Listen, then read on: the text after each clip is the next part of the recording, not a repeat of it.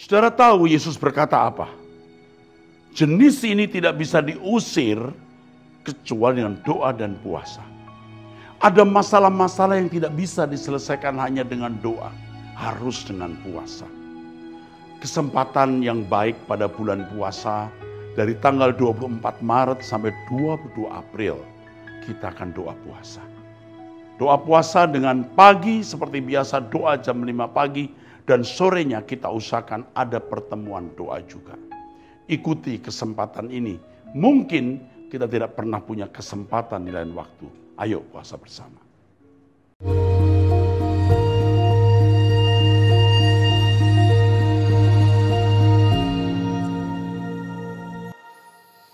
Shalom saudara, kita memasuki episode 588. Ya, dari wanita usia 40 tahun. Saya sebelumnya Muslim, dibaptis baru bulan Maret 2021. Ya, setahun yang lalu kira-kira. Anak saya yang kedua perempuan meninggal tahun 2018 saat usia 13 tahun. Saya sering dihantui perasaan menyesal dan bersalah karena meninggalnya anak saya ini.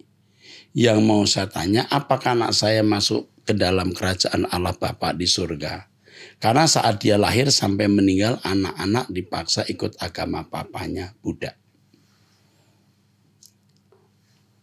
Saya mesti beritahu bahwa keselamatan itu, ya, keselamatan kita itu bukan karena perbuatan baik, tapi karena anugerah.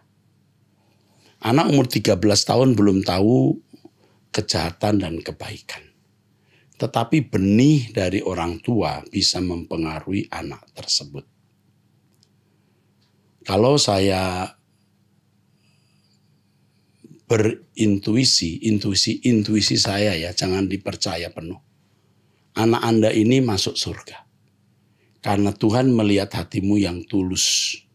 Kamu bukan orang Kristen sebelumnya, lalu memberi diri dibaptis, menjadi Kristen itu harga mahal yang kamu bayar. Dan anakmu bisa dikuduskan oleh kamu. Karena firman Tuhan mengatakan, suami keluarga yang belum percaya bisa dikuduskan oleh istri. Maksudnya adalah, istri punya pengaruh terhadap keluarga. Yang pertama, bisa mempengaruhi keluarga bertobat, terima Yesus. Yang ini belum rasanya untuk suamimu. Yang kedua, untuk anakmu, sangat besar kemungkinan iya. Walaupun dia belum menjadi orang Kristen, kalau kamu bimbing dia dan kayak dia menjadi anak baik, dia masuk surga. Untuk wanita seperti kamu yang tulus menjadi orang percaya, sulit anakmu dimasukkan ke neraka. Kemungkinan besar masuk surga. Berbahagialah kamu. Amin. Dari wanita usia 43 tahun, bagaimana cara menyikapi suami yang sudah selingkuh, bersikap semena-mena dan sudah tidak memperlakukan saya sebagai istrinya lagi. Dan beberapa kali bilang akan menceraikan saya. Saya sudah melakukan bagian saya dengan doa dan berpuasa, tapi tidak ada perubahan. Mestinya bagian kamu bukan hanya doa dan berpuasa, tapi sikap lemah lembut yang melayani suami, itu bagianmu. Jadi jangan hanya doa dan puasa, tapi juga sikap hidup yang melayani suami dengan baik. Jadi kalau suami sampai selingkuh, bersikap semena-mena, bahkan KDRT, itu bisa juga ada bagian istri. Saya tidak menuduh, tapi kamu koreksi diri dulu. Kamu jangan bereaksi apa-apa terhadap suami yang mau menceraikan kamu. Sekarang kamu berubah dulu dalam sikap. Bukan hanya doa dan puasa, tapi sikap. Ya, sikap hidupmu setiap hari. Oke. Kalau kamu belum memiliki sikap yang menjadi kesaksian, kamu belum penuhi bagianmu. Oke. Yang ketiga dari wanita usia 56 tahun. Saya punya properti sekolah di Harapan Indah 2, Bekasi. apakah Pak Erastus mau mengembangkan sekolah teologi atau mau buka pendidikan sekolah tinggi kesehatan. Kebetulan saat ini properti sekolah saya mau saya lepas. Saya akan hubungi ibu hari ini juga. Oke. Dari wanita usia 36 tahun. Selamat siang, saya mau tanya Pak Eras, bagaimana supaya bisa keluar lepas dari kutuk hutang? Kamu harus tahu kutuk itu artinya apa. Kutuk itu artinya hukuman. Ya. Kacherim. Dalam bahasa Ibrani, bahasa Yunaninya anathema. Berarti hukuman. Hukuman atas manusia karena dosa Adam dan nenek moyang kita telah selesai di kayu salib. Jangan memahami kutuk secara mistik. Jadi kalau saudara hutang itu karena saudara kena kutuk. Sangat besar kemungkinan karena Anda kurang perhitungan. Tidak perhitungan, ceroboh. Bagaimana supaya keluar dari hukuman hutang? Berhenti hutang. Bekerja keras dan usahakan membayar hutang-hutangmu. Itu jawabannya. Oke, dari wanita usia 63 tahun sudah menikah. 1. Apakah dibenarkan dan sesuai dengan Alkitab jika orang percaya Tuhan Yesus meninggal boleh dibakar? Boleh. Saya tidak bisa menjelaskan panjang lebar, tetapi Alkitab tidak melarang. Jangan mengada-ada, ya. Dibakar tidak masalah. Tetapi kalau itu menjadi batu sandungan bagi orang sekitarmu, ya silahkan dikubur. Dikubur, dibakar tidak masalah karena roh orang itulah yang akan kembali kepada kekekalan. Ya. Debu kembali kepada debu, ya, roh kembali kepada penciptanya. Kalau di dalam kitab Yeskiel ada nubuatan tulang-tulang yang dibangkitkan, maksudnya tulang itu bukan real bone, bukan tulang benaran. Bukan tulang beneran, itu kiasan figuratif, gambaran, ilustrasi dari bangsa Israel yang dibangkitkan. Bukan tulang dalam arti harfiah. Oke, bagus. 2. Jika boleh apa dasarnya di dalam Alkitab? Karena saya baca tidak ada ayat yang memperbolehkan. Tidak ada yang memperbolehkan, juga tidak ada yang melarang. Yang matinya dibakar adalah orang-orang yang tidak benar di hadapan Allah seperti Akan. Iya, ada orang-orang yang dibakar, bukan hanya Akan. Orang Israel yang memberontak kepada Musa pun juga bisa dibakar. Tetapi ada orang-orang Kristen pada abad mula-mula matinya rata-rata dibakar juga. Ya, jadi kita tidak boleh melihat satu fenomena menjadi landasan dasar dan mengeneralisasikan, ya, nggak boleh. Tidak boleh jadi dasar untuk kebenaran dan mengeneralisasikan, ya, tidak boleh. Jika boleh, mengapa Yakub minta dikuburkan bersama nenek moyangnya di Gua Mapela? Kalau sudah mati, tubuh fana ini tidak lagi berarti. Mengapa Tuhan Yesus dikubur milik Yusuf Arimatia tidak dibakar sekaligus sebagai contoh bagi orang percaya? Yang pertama, Yakub ini pola pikir bangsa kuno, ya, orang-orang Yahudi khususnya, ya, umat pilihan Allah ingin dikubur di tanah perjanjian, tanah yang dijanjikan Allah kepada untuk nenek moyang, untuk keturunannya. Seperti Yusuf juga dibawa dari Mesir ke Kanaan. Lalu mengapa Yesus tidak dibakar? Karena pada zaman itu memang semua orang mati dimasukkan gua, juga tidak dikubur. Dari tanah kembali ke tanah, tapi kenyataannya orang-orang mati pada zaman Yesus juga tidak kembali ke tanah. Tidak dikubur di tanah, tapi di dalam gua, di dalam batu. Ayat firman Tuhan tidak mengatakan dari batu kembali ke batu loh, atau dari tanah kembali ke batu. Jadi tidak masalah. Jika tidak boleh dibakar, apakah masih ada kaitannya tubuh fana dengan kebangkitan kelak? Tidak ada. Hanya perlu diketahui bahwa nanti di akhir zaman ketika Yesus datang, yang masih hidup tubuhnya diubah dalam sekejap. Ya, itu. Lalu Tuhan datang dengan orang-orang salehnya. Nah, orang-orang salah itu siapa? Ya orang-orang yang sudah mati bangkit. Bukan kubur-kubur terbuka lalu keluar, bukan. Itu terjadi pada waktu Yesus bangkit. Ya, hari ketiga. Itu kebangkitan pertama. Oke. Lalu ada satu ini tidak jelas pria atau wanita usia 26 tahun. Salam Om Era, saya pecinta suara kebenaran. Doa pagi, renungan truth, khotbah-khotbah Om Era saya ikuti. Pertanyaan saya, mengapa pikiran saya ketika sedang berdoa atau melakukan kegiatan sehari-hari terkadang terlintas hal-hal yang jorok dalam pikiran saya, Om? Itu juga tentu saya alami pada waktu masa muda saya. Ya, dan jika kita mengalah, kita akan memuaskannya dengan terus berfantasi jorok atau bahkan sampai nonton film-film jorok. Kita harus memiliki ketegasan untuk melawan dan membuangnya.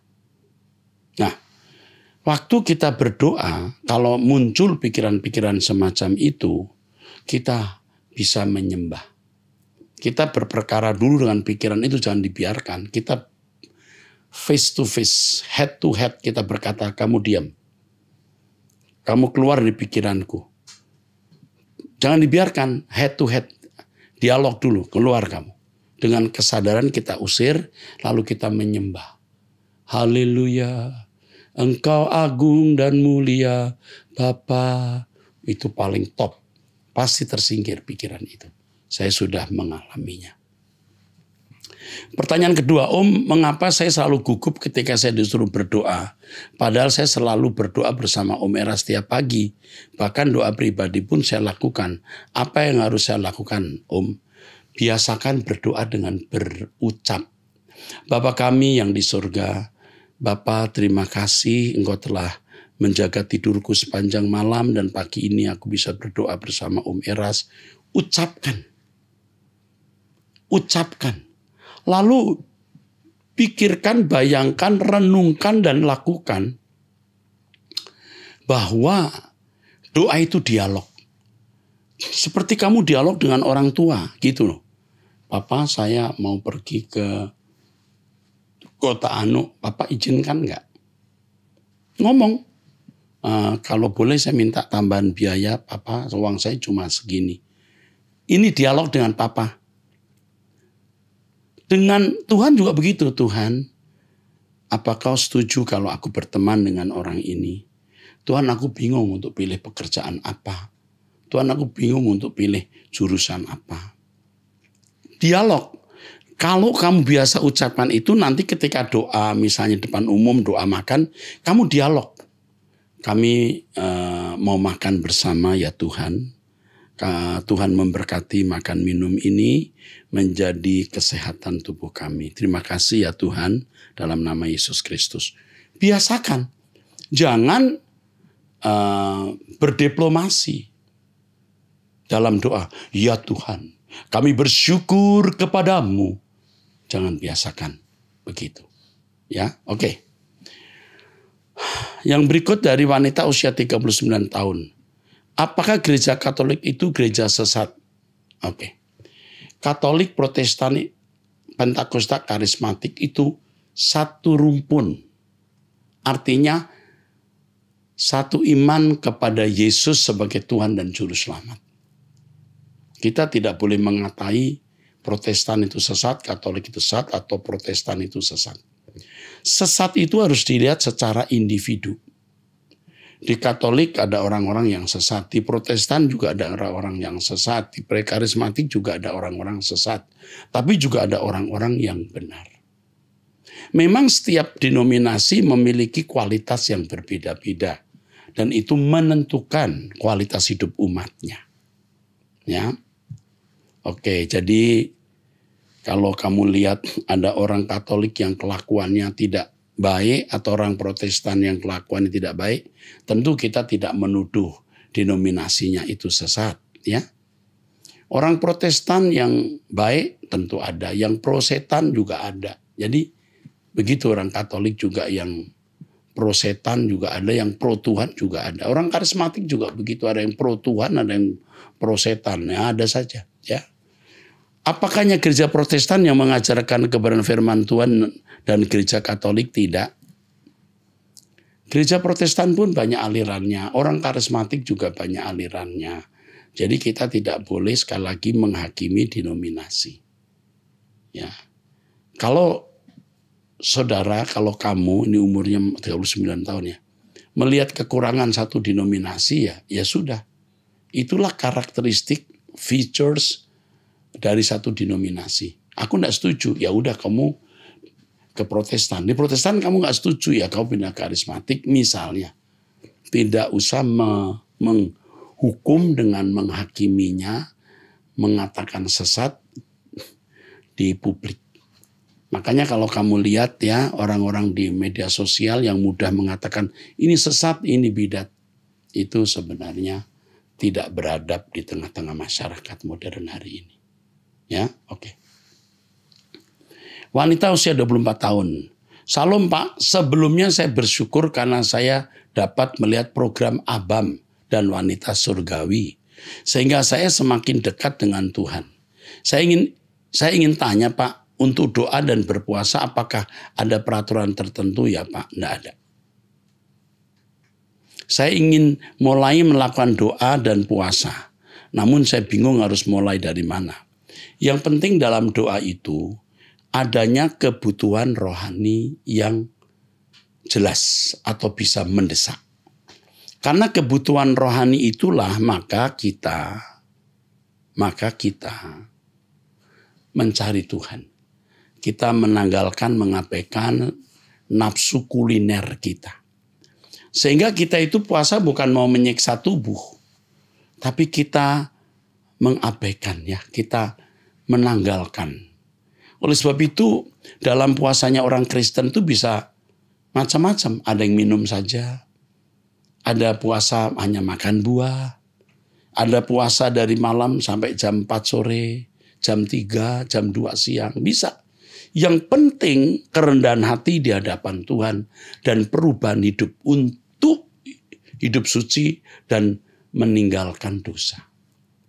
Mengenai doa, Tuhan tidak pernah mengajarkan kita harus doa jam tertentu. Kalau kami jam 5 pagi, itu menjadi komitmen saya dan orang-orang yang ikut saya. Kalau yang lain mau jam 6 silahkan. Mau ikut pendeta lain, ya silahkan. Tapi kalau kita punya komitmen tiap hari jam 5 pagi doa, lalu ketika kita bangun jam 5 lalu berkata, masih ngantuk tidur. Sebenarnya sikap kurang ajar itu. Kecuali memang kemarin bangun pagi, tidurnya pagi terlambat, jam 2 baru tidur ya enggak usah doa pagi, enggak apa-apa. Terlambat pun mungkin juga tidak apa-apa karena accident. Karena kecelakaan, karena satu alasan yang jelas. Tapi kalau karena malas, enggak apa-apa, tidak ada absen ini, mau terlambat 10 menit, 15 menit, itu tidak menghormati Tuhan. Tentu ada orang yang mengirimkan SMS ke saya, ya saudara-saudara. Soal doa ini ya saudara, soal doa ya saya perlu perlu memberitahukan ke saudara ya, bagus juga sih supaya saudara-saudara bisa memahami ya.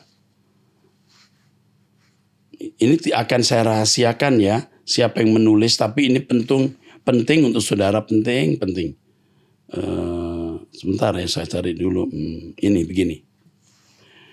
Pagi Pak, pagi kali ini sepertinya Pak Eras emosional.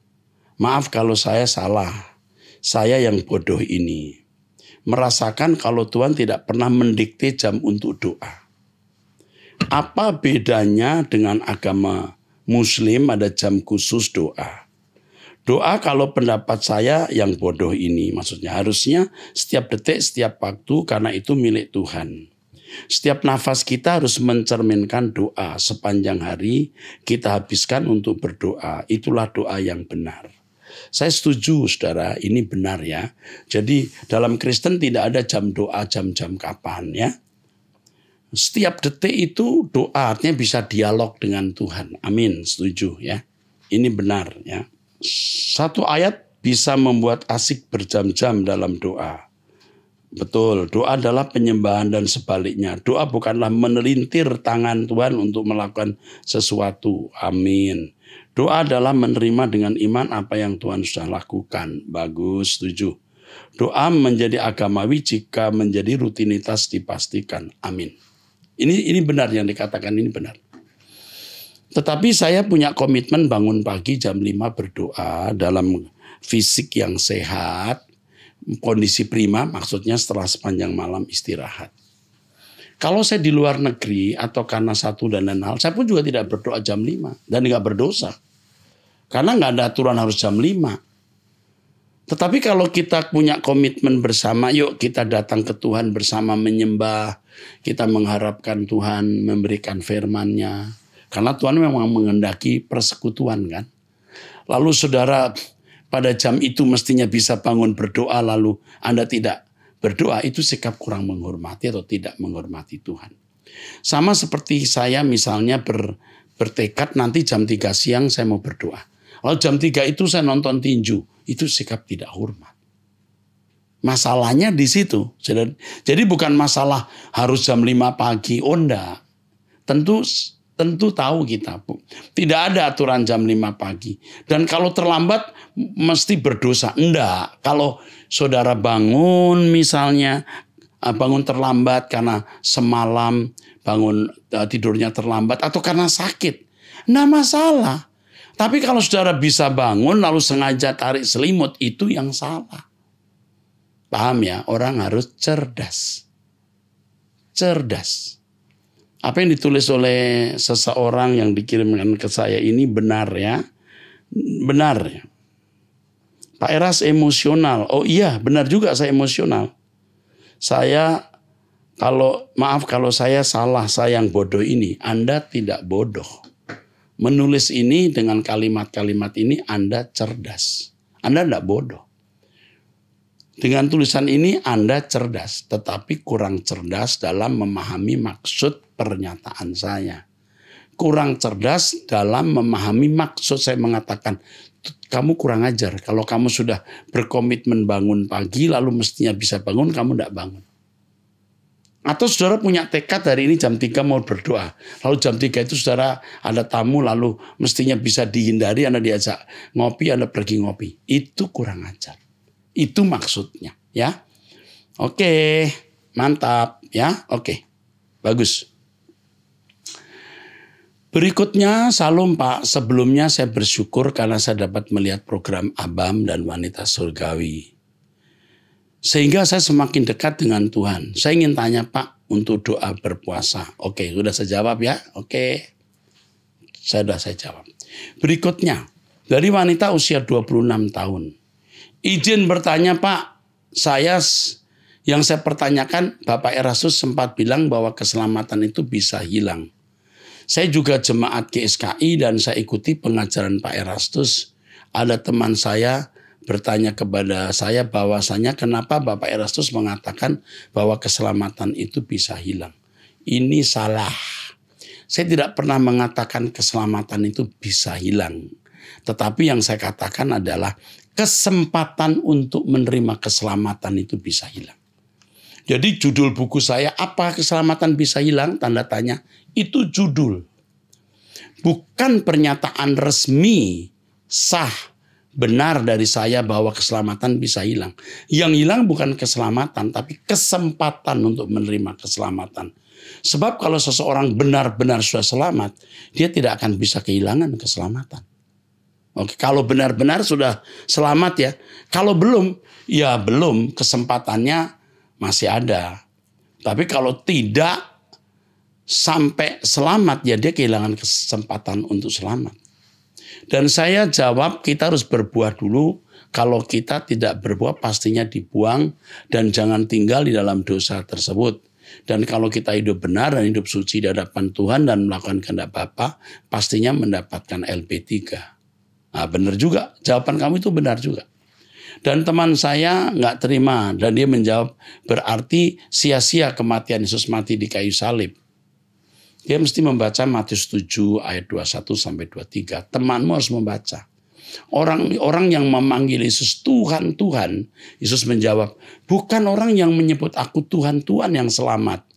Artinya kalau sudah memanggil Yesus Tuhan kan percaya dia juru selamat. Tetapi yang melakukan kehendak Bapa. Orang yang melakukan kehendak Bapa itu orang yang selamat. Orang tidak melakukan kehendak Bapa tidak selamat biar dia Kristen. Jadi pertanyaan ini jadi perdebatan dan saya juga nggak